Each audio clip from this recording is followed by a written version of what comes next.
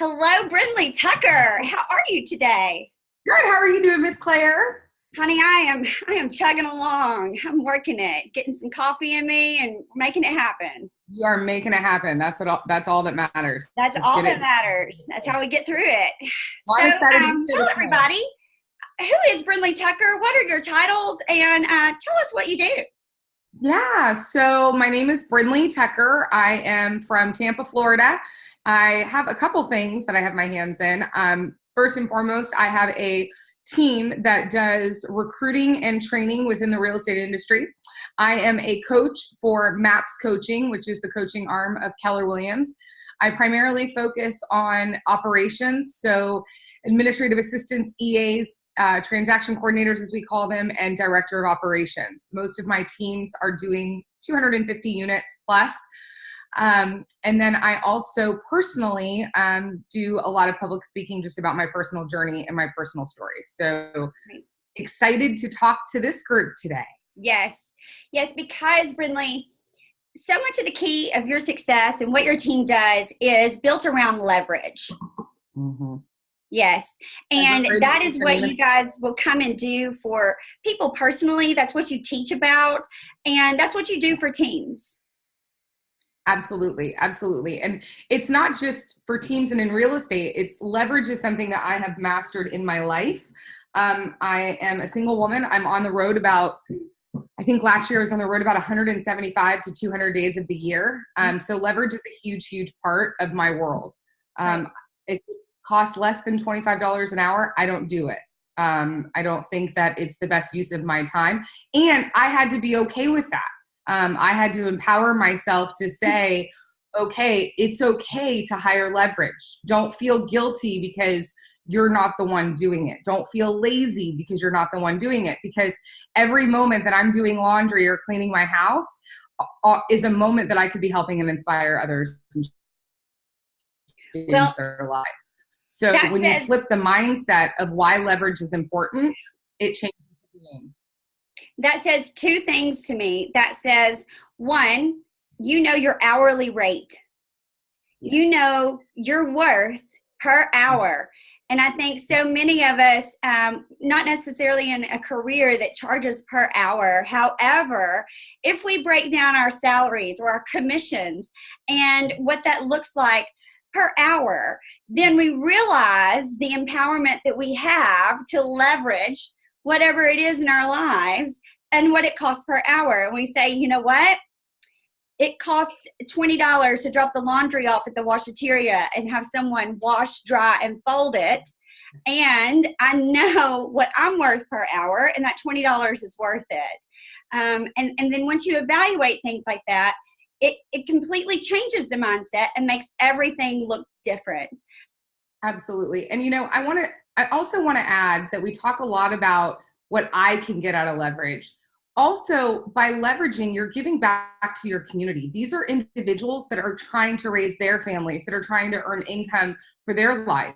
So you're also giving back and creating economic worth and community with the people that you choose to partner with in your life and in your business. And I think that's a big thing too, is that you're helping socioeconomics as well, and you're helping these people provide for their families. Right.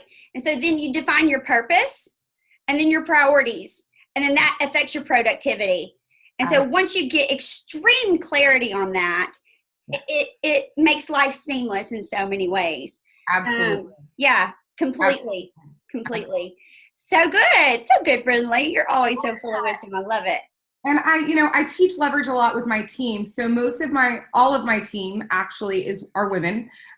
Two of them are moms. One's a single mom, and one is got baby number 4. That's busy, and she's working full time. Full time. Yeah. I am actually creating a virtual business. So all of my team members work from home, and there was purpose behind this. I mean, obviously from a business standpoint, we can talk about, the cost savings and all of that. But what was most important to me was that they had the flexibility to work from home as women. And I wanted to provide a company and an opportunity for moms and for women to have flexibility, to be able to work from home. If they want to go sit in car line, at 2:00 to pick their kids up and then come back and work after they go to bed, I was fine with that. So we have in our company, we have unlimited time off as long as I don't get the job back. And so they can have as much time as they want with their families. They can do vacations and they can work from anywhere. Oh. And, so it makes them feel validated. It makes them feel like they're contributing back to their families, and they don't feel the pressure of the balance game. Right, because that all goes back to their purpose and their priorities, and then that increases their productivity, which Absolutely. also feeds your purpose, your priorities, and increases your productivity, and it makes the machine work. And so let's talk about women truly leveraging their lives and what that looks like for them. So we have a lot of discussion with women in regards to taking off for maternity leave and waiting around for insurance and things like that in order to help them leverage that. And I want to take that another step further, that if women truly took control and empowered themselves, what would that look like in their worlds? And they really could take it a step further. What if they took off an entire year for sabbatical and really, really empowered themselves, dug deep and deep into their careers and truly leverage themselves to where they could do that for themselves, for their families, for their careers, to truly follow their purpose. And if they leverage themselves through an assistant or other team members with whatever their career may be it real estate, be it anything, be it in the medical field, be it in the legal field, whatever it may be, then they would not have this fear of taking time off, and it would already be built in place. So, it's funny that you bring up this topic. I'm not a mom, so I just want to preface that. It's a lot easier to say things when you don't have children, right? Yeah, absolutely. And I have, again, one that has a fourth on the way. We weren't in business together during her third, but we were working in the same office. So I saw how she took maternity leave. And then I have a few others, some friends that are going through the situation right now, and then also some coaching clients that are going through it. And I think there's two things here. Number one, you do you. You do what you want to do. If you want to work during maternity leave, you work. If you don't want to work during maternity leave and you want to have that time with your child, then don't work. I think that's where it starts, is that we all have opinions on, should a woman take off? Should a woman not? And the truth of the matter is, some women don't want to take off. Some women are on their fourth child and they're like, I'll show up at the hospital, I'll have the kid, and it's done, and they're in daycare in 3 months. And then I have a new mom who wants to spend every waking moment that she can with her child because it's the first one. So I think it starts with do you. And then I think the second part, it's all in preparation and planning. Yes. What I've experienced, what I've seen is that women have a difficult time starting the conversation with their employers and starting the conversation of what it's going to look like. Yeah. In fear that they're going to lose their job. And that there's not going to be opportunity for them when they return. When in actuality, I think the conversation should look like, listen, I love this job so much that if I'm allowed to take this time off and have it with my family, that when I come back, I'm going to be so much more invigorated to come back and give this full force. Well, and not just that, that as well, Claire, but also I want to set the company up for success during my absence. So sorry, Claire, I moved. And so I moved location. So now they're out. A woman working from home in her productive environment. We are products of our environment. And so working in your own productive environment is a great thing. And my lawn leverage is here. So they're mowing the grass. So everybody wants to say hi. So I think that it's all in the planning, right? And the earlier that you can start, obviously everyone knows you're pregnant. It's not a surprise. Hold on one second, Claire. Let me.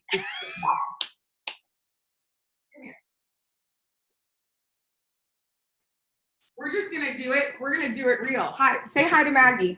Hi, Maggie.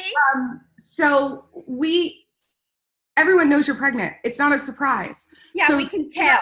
Yeah, the sooner we start having the conversation of what is it going to look like, who's going to cover, and if you can provide a plan, any employer in their right mind is going to want that.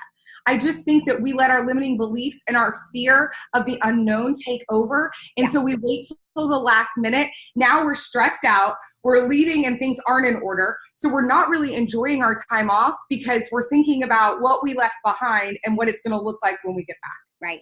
Right. Absolutely. In that hiring phase of hiring others to come into our world, it's all about models, systems, and training. Absolutely. And that is so key. And if you just take it a step-by-step process, those people in your life and in your world really do become an extension of you. And when you do those things correctly and take those necessary steps, the fear goes away. And it's really easy to just turn everything over because they do become an extension of you. They handle business, your clientele, and everything just as you do. And so the fear goes away. Absolutely. I leveraged myself out of my business within 12 months. And the reason wasn't because I didn't want to work. I work 14-hour days.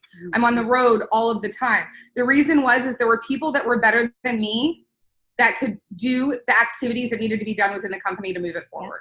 Yep, absolutely. And when we start to realize that there are people that are better at certain activities than us, then we realize how much more productive our business truly can be. Absolutely. And so, we talked earlier, Claire, about ways that you can leverage. I mean, again, ask yourself, where's my time going? And I love the exercise of keep a time journal, keep a mini notebook by you, and throughout the week, write down where your time's going. Yeah. I did 2 hours of laundry. I cooked dinner, six nights this week at an hour a piece. I spent 4 hours on Saturday running errands, and then calculate your hourly rate based on what your salary is or any other passive income that you receive, and find out how much you're paying to have all of those things done. Yes. Because you're doing it. Yes. And then calculate how much is a teenager really? Right. Yeah. I'm telling you, my girlfriend's got her 5-year-old picking up leaves to learn the value of $1. I'm like, I'm all about child labor. Yes. Right? We've got to start teaching them. We've got to start teaching them that money, doesn't grow on trees. I think Absolutely. I was at a party Friday night in Dallas, and us who, some of us grew up with a lot of money. Some of us grew up with, we were all pretty well off and didn't want for anything. And we were talking about how we want to do it different with our kids. We want them to understand the value of the dollar and hard work and work ethic because it's important. Be that chain breaker. Absolutely. And it starts with us knowing our worth. Yes, it does. It does. And dig deep to find it. Some of us, it comes naturally with how we were raised. Mm-hmm.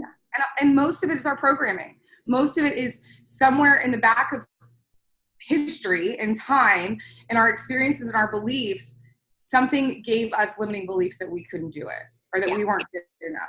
And we have to reverse that programming. We're not responsible for the first thought, but we are responsible for the second. And we can always change the thought. You are responsible for the second and the third and the fourth, everything else that comes after. I love that little pearl, Brindley. When I was working on mindset, I had a lot of mindset issues, and you would probably think that I was crazy if you weren't in my house at that time, because the first thought would come and then the second thought would come and I would say, we don't think like that anymore. And I would literally say it out loud and shake my head. We don't think like that anymore. We don't think like that anymore. We don't think like that anymore. And all of a sudden, the thoughts still come, yet they're fleeting and they're farther, few and further between. And it's changed my life. And then it looks like Stuart Smiley threw up all over my house. You need affirmations everywhere. So I need all the help I can get. Pinterest has blown up all over your house. Oh, it has. It has. It's so funny. It's so funny. So. Well, thank you so much for your time, Brindley. Oh my goodness. I'm sorry it's been so crazy this morning. We've got dogs, we've got lawn people, now someone's knocking on the door. Hey, the sooner we all learn to live among chaos, the more in growth we will be. And this is reality, guys. And we make it work, right? We make it work. In about 5 minutes, they'll have bark collars on. I'll be locked in an office and I'll be on calls. But I don't have to drive to work. I don't have to do a commute. I don't have to do any of that. That's it. And you would leverage the Uber if you did. I would leverage the Uber. Yes, ma'am. Yes, ma'am. For sure. Yes, I would. I adore you, Brindley Tucker. Thank you so much for all your wisdom and your time. I adore you, Claire. Thank you so much. Thank you. Have a great day. And guys, work your worth. And absolutely. Work your worth. Work your worth. Work your worth. Have a great day. All right, bye, guys. Bye.